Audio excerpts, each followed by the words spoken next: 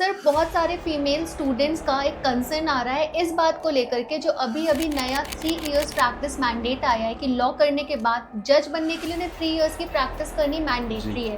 वो काफ़ी ज़्यादा डिस्टर्ब्ड है और वो ये पूछना चाहती हैं, बल्कि वो आपसे ये जानना चाहती हैं कि उनकी लाइफ इस बात से किस तरीके से इम्पैक्ट होगी। ये चांसेस बिल्कुल हैं कि हम्म, कुछ अच्छे मेरिटोरियस फीमेल कैंडिडेट्स जो जुडिशरी को मिल सकते थे अब नहीं हम्म, मिलेंगे। तो मैं इसको इस तरीके से देखता हूँ कि ये जो लॉस है ये जुडिशरी का ज़्यादा है रादर देन फीमेल कैंडिडेट्स, क्योंकि वो तो अच्छा करेंगे ही लाइफ में। चलिए अब आते हैं इस बात पे कि वो कितना रियलिस्टिक है। तो हम्म, बिल्कुल है, लेकिन एक चीज़ जो मैं आपसे कह रहा था कि हमें ये भी देखना चाहिए कि जो अभी रिसेंट एग्ज़ाम्स हुए, जो फाइनल हम्म, सिलेक्शंस हुए हैं, उनमें जो बच्चे सेलेक्ट हुए हैं, उनको कितना टाइम लगा आफ्टर ग्रेजुएशन राइट। उस फाइनल सिलेक्शन तक पहुँचने के लिए।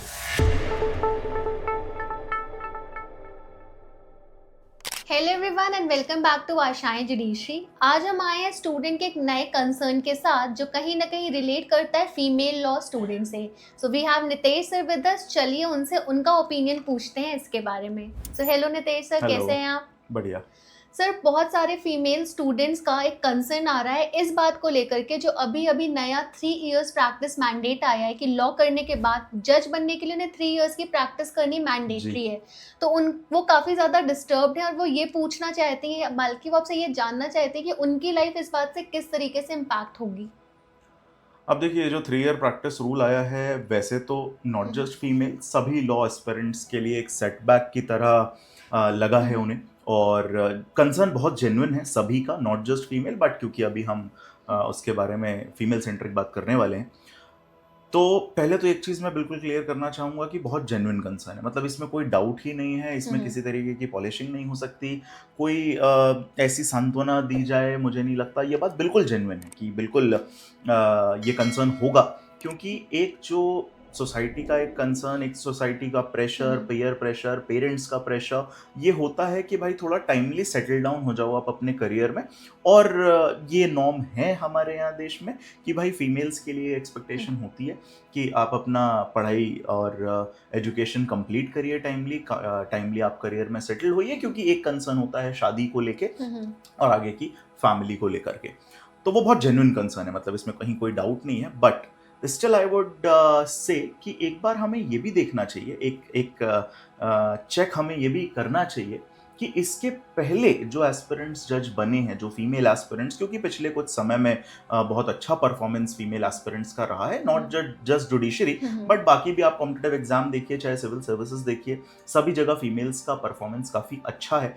अभी ही रिसेंटली एक यूट्यूब लाइव जो हम लोगों के न्यू क्रिमिनल लॉज का चल रहा है, उसमें किसी प्रोविजन को लेके मैं बात कर रहा था, तो मैंने वहाँ कहा था कि जुडिशरी एस्पिरेंट्स जो फीमेल्स हैं वो इस चीज़ को ऐसे देख रही हैं कि it is a loss for them. तो मैंने कहा था कि it is not their loss, it is judiciary's loss. Hmm, और इस बात से मैं बिल्कुल सहमत हूँ कि एक हो सकता है एक तबका, बहुत सारे जुडिशरी हम्म, एस्पिरेंट्स का, फीमेल एस्पिरेंट्स का, हम्म, जो कॉम्पिटेंट थे, जिनमें हम्म, मेरिट थी, जो जुडिशरी में आ रहे थे, आगे आते, लेकिन उनके लिए एक ये ऑब्स्टिकल की तरह आएगा। और ये चांसेस बिल्कुल हैं कि हम्म, कुछ अच्छे मेरिटोरियस फीमेल कैंडिडेट्स जो जुडिशरी को मिल सकते थे अब नहीं हम्म, मिलेंगे। तो मैं इसको इस तरीके से देखता हूँ कि ये जो लॉस है ये जुडिशरी का ज़्यादा है रादर देन फीमेल कैंडिडेट्स, क्योंकि वो तो अच्छा करेंगे ही लाइफ में। हम्म, चलिए अब आते हैं इस बात पे कि वो कितना रियलिस्टिक है। तो हम्म, बिल्कुल है, लेकिन एक चीज़ जो मैं आपसे कह रहा हम्म, था कि हमें ये भी देखना चाहिए कि जो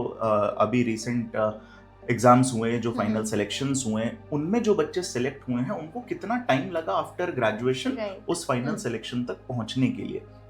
क्योंकि जैसे हम लोग बहुत सारे हम्म, एस्पिरेंट से मिलते हैं, बात होती है, जानते हैं, उसमें से मेजॉरिटी, मतलब I would say around 70 to 80% aspirants ऐसे हैं जिनका ग्रेजुएशन कंप्लीट होने के बाद उन्हें लगभग 3 से 4 साल लग गए फाइनल सिलेक्शन लेने में। हम्म, तो वो वैसे भी अगर आप देखें तो ये प्रोसेस लंबा होता था, हम्म, बट क्योंकि अब ये मैंडेट आ गया है और हम्म, पास आउट होने के बाद 3 साल आप उस प्रोसेस में एंटर नहीं हो पाएंगे। ये होता था कि भाई 1 डेढ़ साल आपने तैयारी करी, उसके बाद आप एग्जाम देते थे, तो कभी प्रीलिम्स निकलता था, मेंस नहीं निकलता हम्म, था, कभी मेंस क्वालिफाई हो जाता हम्म, था, तो फाइनल मेरिट में आपका नाम नहीं आता था। ये सब चलता रहता था, और इसमें भी 3 से 4 साल का समय कई बार लग जाता है, और मोस्टली लगता ही है। मतलब जनरल रूल तो यही है कि थोड़ा टाइम लगता है। राइट। एक्सेप्शंस हैं जिनका पहले अटेम्प्ट में भी निकला, कॉलेज से पास आउट होते 1-1.5 साल में ही हम्म। निकल गया, वो भी है, बट वो एक्सेप्शंस है, जनरल रूल नहीं है। चाहे वो मेल कैंडिडेट्स की बात अपन करें या हम फीमेल कैंडिडेट्स की बात करें, तो ये एक रियलिटी चेक भी हमें देखना पड़ेगा कि ये वाकई सभी के लिए ऑब्स्टिकल का काम करेगा, क्योंकि जो एलिजिबल थे पहले भी, उनको भी टाइम तो लग रहा था। तो ये फैक्टर भी मुझे लगता है थोड़ा सा कंसीडर होना चाहिए। और अपने आसपास ही अगर मैं देखता हूँ तो बहुत सारे फीमेल कैंडिडेट्स या एस्पिरेंट्स हैं जिनको समय लगा और वो समय उनकी फैमिली ने उनको दिया, उन्होंने खुद अपने करियर को समय दिया। जैसे आप खुद एक जुडिशरी एस्पिरेंट रही हैं, आपने मध्य प्रदेश का एग्जाम दिया है, you were in the waiting list, final selection की लिस्ट में। सो आपका ग्रेजुएशन 2013 में कंप्लीट हुआ, और जहां तक मुझे याद है कि 2019 में आपका फाइनल रिजल्ट आया था जिसमें आप वेटिंग लिस्ट में थे। आप देखो 6 साल का अंतराल था। ग्रेजुएशन करने के बाद आपने पहले क्लर्कशिप करी हाई कोर्ट में, फिर आपने एलएलएम भी करा, उसके बाद आपके दिमाग में जुडिशरी आया, फिर आपने तैयारी करी, उस प्रोसेस में गए। मेरे ख्याल 2018 वाली वैकेंसी रही होगी वो। तो पास आउट होने के बाद 4-5 साल बाद आप उस प्रोसेस में घुसे, and you are not just the only one. जो हमारे फाउंडेशन बैच से जो पहला सिलेक्शन थी शुभांगी जैन एस्पिरेंट, छत्तीसगढ़ में उनकी सेकंड रैंक थी, फिर उन्होंने एमपी भी क्वालिफाई किया। उन्होंने एनएलआईयू भोपाल से पहले अपना ग्रेजुएशन कंप्लीट किया, फिर तब तक जुडिशरी का कोई प्लान नहीं था, she was interested in corporate. फिर उन्होंने जॉब करी मुंबई में, उसके बाद she left the job and did LLM from Nalsar Hyderabad, and then she entered into the preparation of judiciary। उसके बाद तैयारी की, फिर टाइम लगा 1-2 साल का, कोविड टाइम में she started her preparation, और फिर फाइनली सिलेक्शन हो गया। तो उस जर्नी में भी 3-4 साल लगे। ऐसे बहुत सारे एस्पिरेंट्स पिछले टाइम में आए हैं यहाँ, और मैं आसपास देखता हूँ जिनको इतना समय, ये कुछ एग्जाम्पल्स हैं, बट आप अगर देखेंगे तो बहुत सारे ऐसे एग्जाम्पल हैं जिन्होंने इसको किया है। ऐसे ही एक कैंडिडेट से मेरी मुलाकात एमपी के इंटरव्यू प्रोग्राम में हुई थी last year. She was married for more than 5 years, है ना। शी हैड 2 children ऑल्सो, उनके बच्चे भी थे 2। ये सब होने के बाद शी स्टार्टेड प्रिपेयरिंग, और फाइनल सिलेक्शन लिया है उन्होंने मध्य प्रदेश में। तो ऐसे भी एग्जाम्पल्स हमारे साथ हैं। इस बात को मैं बिल्कुल मानता हूँ, समझता हूँ कि सबकी सर्कमस्टांसेस वैसी नहीं है। तो कुछ एस्पिरेंट्स के लिए तो ये बिल्कुल एक हर्डल का काम करेगा। कुछ ऐसे एस्पिरेंट्स हैं जिनके पेरेंट्स शायद ये परमिट नहीं करेंगे, वो तो शायद इस बात को समझते हैं कि हाँ टाइम लगता है, हमें तैयारी करनी चाहिए। लेकिन जो सोशल प्रेशर्स, पेरेंट्स के ऊपर भी सोशल प्रेशर ज्यादा होता है, इस वजह से हो सकता है कुछ लोगों के लिए वाकई एक ऑब्स्टिकल बन जाए। बट मुझे लगता है अगर इसको इस नजर से भी देखा जाए कि वैसे भी समय लगता था, तो शायद there is still a chance. तो बेसिकली एक जो माइंडसेट वाली बात है कि अभी क्या स्टूडेंट देख रहे हैं, वो ये देख रहे हैं कि उन्हें लॉ कंप्लीट करने के बाद 3 साल का टाइम लगेगा, लेकिन अगर वो ये 3 साल इन्वेस्ट कर देते हैं तो आगे की 30-40 साल की जो उनकी लाइफस्टाइल होती है एज अ जज, वो तो एज अ जज ही रहेगी। तो इस पर आप उन्हें कैसे समझाना चाह रहे हो कि इस 3 साल की बजाय वो जो जज बनने के बाद 30-40 ईयर्स की लाइफ जो वो एस्पायर करते हैं वो उन्हें मिलेगी, तो ये वो कैसे बैलेंस आउट करें अभी के प्रेशर के हिसाब से? देखिए, एक चीज़ मैं दोबारा या बहुत बार ये बात मैं करता हूँ एस्पिरेंट से, उसे एक बार फिर से मैं ये बताना चाहता हूँ कि जब आप कोई करियर ऑप्शन चूज करते हैं, it should be your conscious choice. बहुत सोच समझ के आप किसी करियर पाथ पे जाइए। मुझे लगता है जो आपका सवाल है कि 3 साल अगर आप देते हैं तो आगे की आपके 30-40 साल के लिए तो आप सिक्योर हो रहे हैं, वो भी आपको कंसीडर करना है। ये बात तो मैं कह रहा हूँ, अगर ये एलिजिबिलिटी क्राइटेरिया नहीं भी आता तो भी आपको सोचनी चाहिए। राइट। और मैं हमेशा से इस चीज़ को कहता आया हूँ बहुत ओपनली।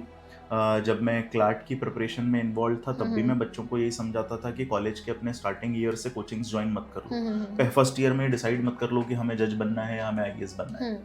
ठीक है भाई, कोचिंग इंस्टीट्यूट है, हम भी एक कोचिंग इंस्टीट्यूट हैं, हमें अपना बिजनेस देखना होता है, वो बात बिल्कुल सही है। बट मैं बहुत फ्रेंकली इस चीज को एडवाइस करते आया हूँ कि स्टार्टिंग के ईयर्स इन्वेस्ट करिए एक्सपोजर लेने पे। अलग अलग फील्ड का एक्सपोजर लीजिए। आप जजेस के साथ इंटर्नशिप करिए, कॉर्पोरेट सेक्टर में इंटर्नशिप करिए, लॉयर्स के साथ इंटर्नशिप्स करिए, कोर्ट्स का एक्सपोजर लीजिए, और ये समझिए कि किसका नेचर ऑफ वर्क क्या होता है, क्या प्रोफेशनल रिक्वायरमेंट्स हैं, इसके अलावा किस तरीके की लाइफस्टाइल आप खुद के लिए सोचते हैं, इन सारी चीजों को मद्देनजर रखते हुए डिसाइड करिए कि आपको जुडिशरी करना है कि नहीं। सिर्फ इसलिए मत आप ये डिसीजन ले लीजिए कि मेरे 3 फ्रेंड्स भी तो जुडिशरी की कोचिंग जा रहे हैं तो मैं भी चल दूं। मुझे लगता है यहाँ पे ब्रेक इस चीज से लगेगा। अब लोग वाकई सोचेंगे कि ये 3 साल देना है या नहीं। और जिनके लिए वो इम्पोर्टेंट है या जिन्होंने बहुत कॉन्शियसली इस चीज को सोचा है कि हमें जज ही बनना है, उनके लिए शायद ये उतना बड़ा ऑब्स्टिकल नहीं होगा। वो इस बात को जरूर समझेंगे कि अगर ये 3 साल हम दे रहे हैं तो उसके बाद हमारा जो ड्रीम था या हमारा जो एक कॉन्शियस चॉइस थी वो हमें अवेल करने को मिलेगी। तो मैं तो इस चीज के लिए कहता हूँ कि भले ये क्राइटेरिया हो या ना हो, आपको सोच समझ के डिसाइड करना चाहिए। सिर्फ इसलिए आप मत कर लीजिए कि मेरे 4 फ्रेंड्स भी वही कर रहे हैं या मेरे कॉलेज का पूरा बैच क्योंकि कोचिंग जा रहा है तो मैं भी कोचिंग कर लूँ। उस तरीके का क्राउड जो था, जो बहुत सोच समझ नहीं रहा था और सीधे इधर आ रहा था, मुझे लगता है it is a good time for them to explore. पहले खुद को समझिए, खुद के नेचर को समझिए, खुद की लाइफ से एक्सपेक्टेशंस क्या हैं उसको समझिए, किस तरीके की लाइफस्टाइल आपको चाहिए, क्या है। उसके बाद ये डिसाइड आपको करना है कि आपको जुडिशरी की प्रिपरेशन करनी है या जज बनना है या नहीं। This is another thing. और एक चीज और इसमें मैं ऐड करना चाहूंगा कि आपको कुछ भी करना है लॉ की फील्ड में, एक चीज इंश्योर करिए कि आप पढ़ें बहुत अच्छे से लॉज को कॉन्सेप्चुअली। और जुडिशरी की तैयारी एक बहाना होता था उस चीज के लिए, क्योंकि हम सब बहुत टारगेट ओरिएंटेड लोग हैं। अगर हमारे सामने एक टारगेट नहीं होगा तो हम में से मैं भी शायद, अगर मुझे क्लास नहीं लेना है, यूट्यूब लाइव नहीं लेना है, तो मैं भी शायद उस इंटेंसिटी के साथ पढ़ाई नहीं करूंगा। तो this used to be a means for that कि हमने एक टारगेट रख लिया, इस बहाने हम पढ़ रहे हैं। तो मैं कहूंगा अगर आपका टारगेट नहीं भी है जुडिशरी तो भी आपको लॉज अच्छे से पढ़ने चाहिए। और करियर में क्या करना है इसके लिए समय लीजिए, सोचिए, चीजें एक्सप्लोर करिए, उसके बाद डिसाइड करिए कि आपको क्या करना है। बिल्कुल सर, इसी से रिलेटेड एक और चीज़ है जो मेरा सवाल है या जो मैं एक्सप्रेस करना चाहती हूँ कि प्री कोविड एरा में, जब तक कोविड नहीं आया था, जब हम लोग ग्रेजुएट हुए थे, तब we were all mentally prepared कि जब हमारा लॉ ग्रेजुएशन कंप्लीट हो जाता था तभी अगर हमें जज बनना भी है तो हम प्रिपरेशन जर्नी में एंटर करते थे। कोविड के दौरान जब से ये ऑनलाइन टेक का मीडियम आ गया, मुझे ऐसा लगता है कि शायद इस वजह से भी सबको ये 3 इयर्स का टाइम बहुत ज़्यादा लग रहा है। तो आप कन्वे करिए सबको कि वैसे भी 3 साल लगते हैं, बट ये जो टेक्नोलॉजी आने की वजह से सब लॉ कॉलेज के दौरान ही प्रिपरेशन कर रहे थे और लॉ ग्रेजुएशन, उन्हें ये फील होता है कि बस हम ग्रेजुएट होंगे एंड वील गेट सिलेक्टेड। ऐसा नहीं है, क्योंकि हम लोग भी जब पास आउट हुए तो उसके बाद भी हमने इतना टाइम दिया और तब हमारे बैचमेट्स के, हमारे सीनियर्स के सिलेक्शंस हुए। देखिए, ये बात तो बिल्कुल है कि कोविड ने बहुत कुछ बदला है और उसमें से एक है कि हमारा जो पेशेंस था वो और कम हो गया है। जैसा मैं हमेशा कहता हूँ कि पहले हम किताब पढ़ा करते थे चीज़ें जानने के लिए, फिर हम YouTube पे वीडियोस देखने लगे। अब हमसे वो वीडियोस भी पूरे नहीं देखे जाते हैं, हम उसको भी 2x में देखते हैं, या फिर हम शॉर्ट्स पे आ गए हैं। हमें 1 मिनट से ज़्यादा हम किसी को देना ही नहीं चाहते कि कोई हमें कोई बात बताए, उसके लिए उसे हम 1 मिनट देना चाहते हैं बस, उससे ज़्यादा हम कंज्यूम करना नहीं चाहते। तो हमारा पेशेंस लेवल डेफिनेटली काफ़ी कम हुआ है। अब वो टेक का इम्पैक्ट है या उस दौर का इम्पैक्ट है या यही नया नॉर्म है, वो अलग चीज़ है, कभी बात करेंगे उसके बारे में अलग से। और ये बात तो बिल्कुल है कि जिस तरीके से चीज़ें पोर्ट्रे करी जाती हैं वैसी ही साइकोलॉजी बनती जाती है। जब हम लोग ग्रेजुएशन कर रहे थे, मुझे याद है, तब बहुत क्लियर होता था क्योंकि ऑफलाइन कोचिंग अवेलेबल थी। तो ये और कॉलेजेस बहुत सीरियसली लेते थे हम लोग, मतलब यूनिवर्सिटीज़ वगैरह क्लासेस जाते थे, सब कुछ होता था। तो ये बात पहले से क्लियर होती थी कि जब ग्रेजुएशन कंप्लीट होगा तब जाएंगे, और फिर जब जाएंगे तो 1.5-2 साल लगेगा तैयारी करने में, फिर अपीयर होंगे। तो that was the norm. But technology आने से बच्चा कॉलेज में ऑनलाइन कोचिंग ज्वाइन कर लेता है, वहाँ पढ़ना स्टार्ट करता है।